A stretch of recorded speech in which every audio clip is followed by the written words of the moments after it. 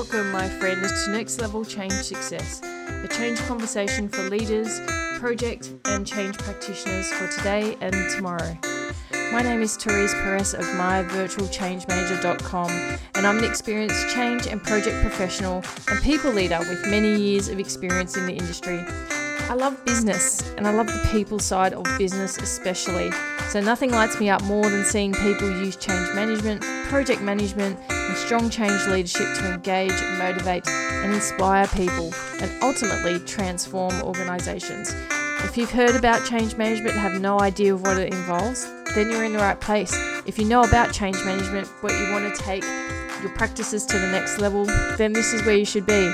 I'm going to share the stories of my experiences, interview some fantastic people, and I'm going to explore all of the challenges and opportunities that you face in organisations right now.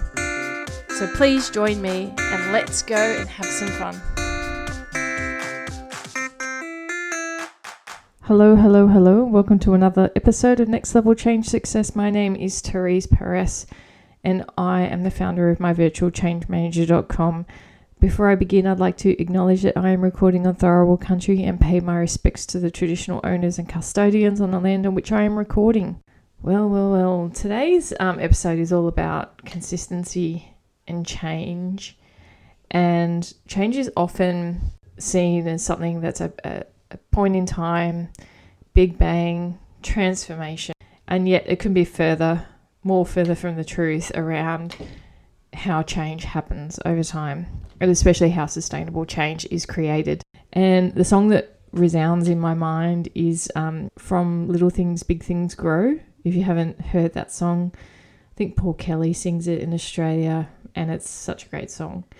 And change is one of those things around small habits, small engagements, small communication over time, like just those actions and consistent actions leads to transformation.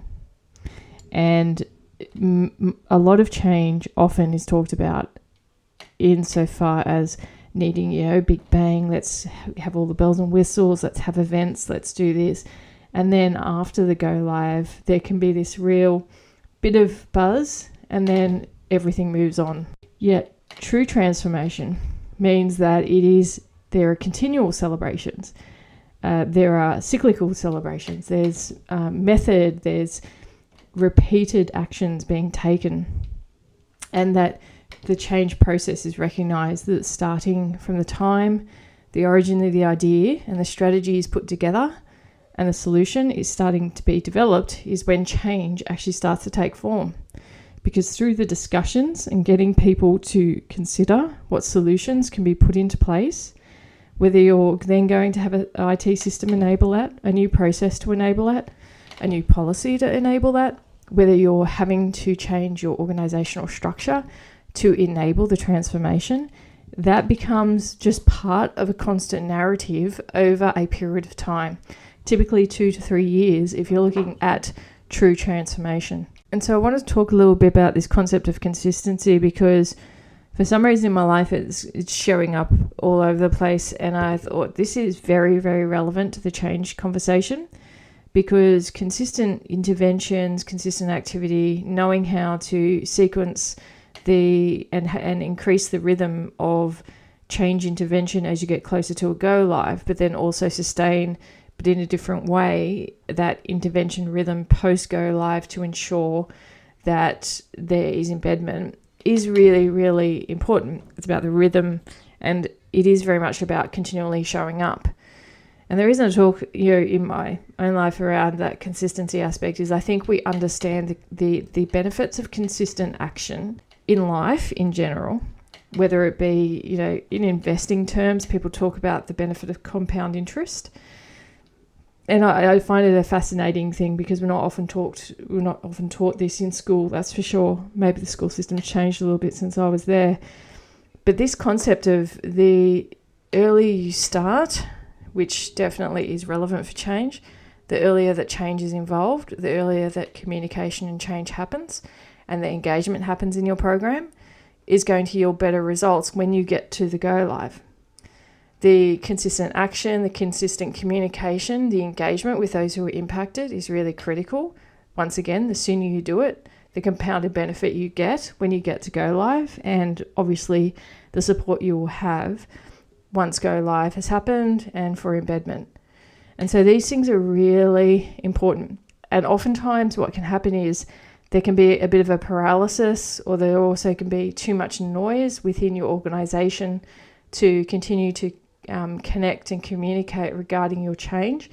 But if your change is transformation based, it should have clear airwaves for you to be communicating, updating, engaging, and have everyone come on that journey. If that's not happening on your program and it's a transformative program, you have a core issue. You will never achieve the outcomes that you want by just ramping up just before go live, just telling people this is coming and not incorporating them in or including them in the conversation early on. Absolutely, you will see the compounded disbenefit when you delay that type of engagement. So consistency is really important, and small actions, small interventions regularly will always work effectively.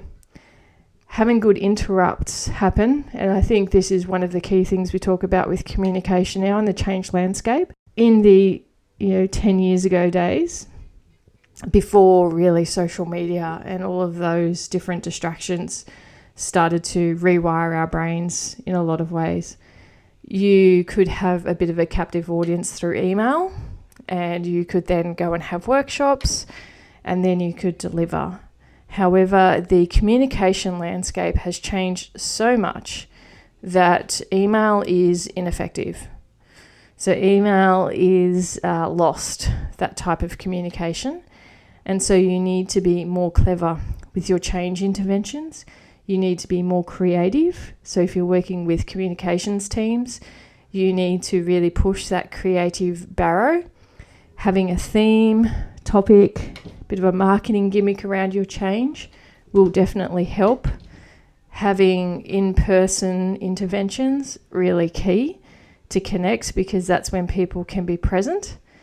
And even having something which does use almost like a social media lens, where it can go viral across the organisation, obviously within the organisation, is really pivotal now to get the right cut through. So in the traditional and very early days of change, I talked about the Change Champion Network, having representatives across the organisation.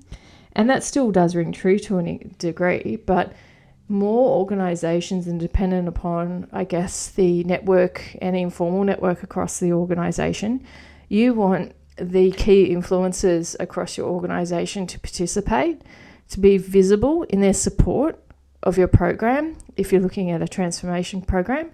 And those influencers do not necessarily need to have positional authority, because if they're visible and they're role modelling, you will have that social pressure take place where people will get on board through association with those influencers.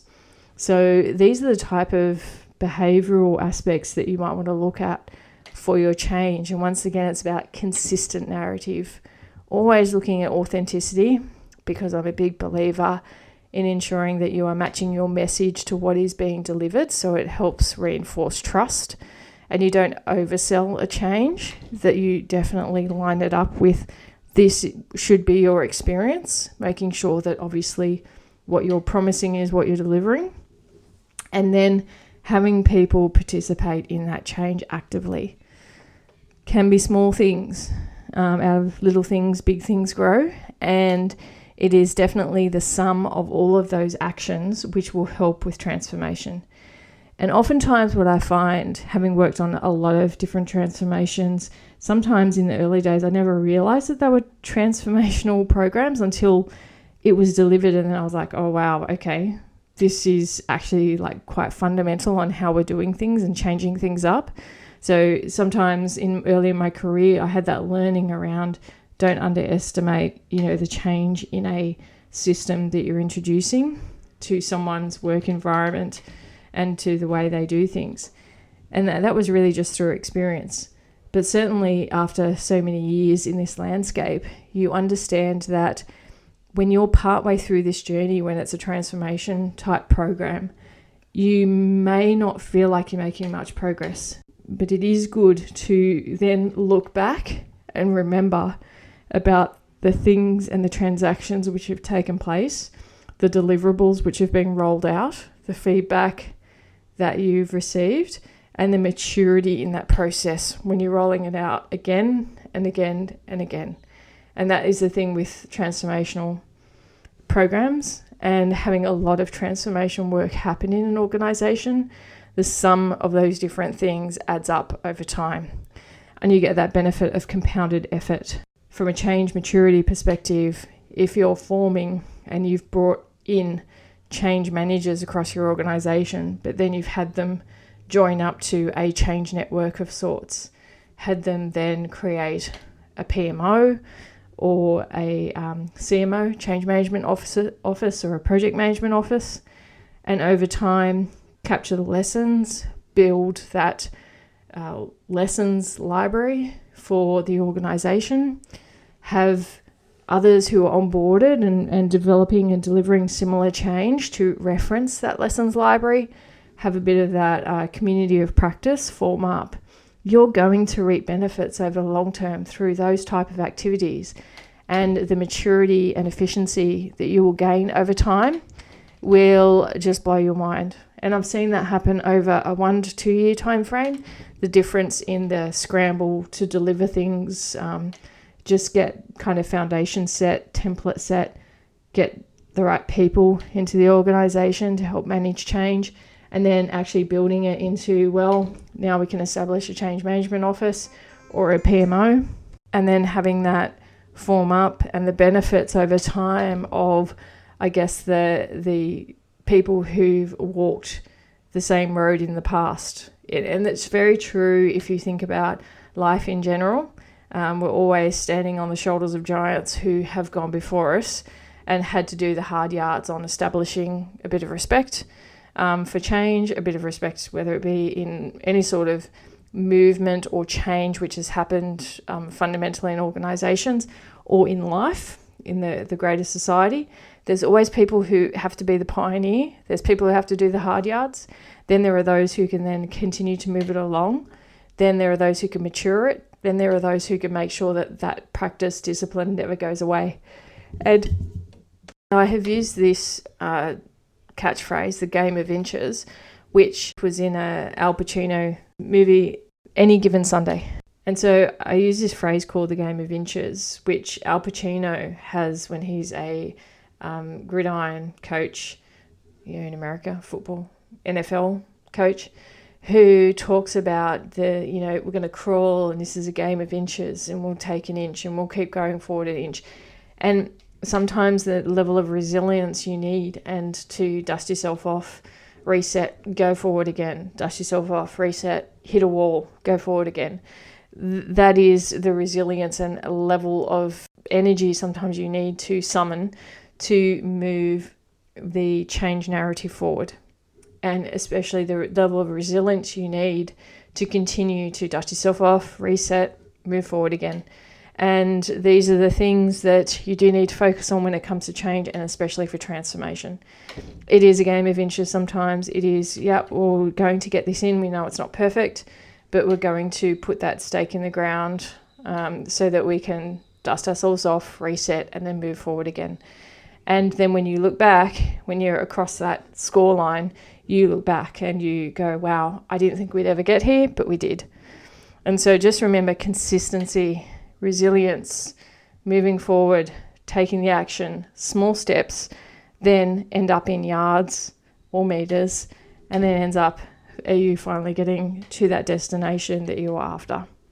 So be consistent, be courageous, continue to dust yourself off if you're working in change, keep moving forward, always respecting the game that you're playing and the field that you're on. Okay, thanks very much. I hope you enjoyed this episode, and just remember, come visit us at myvirtualchangemanager.com.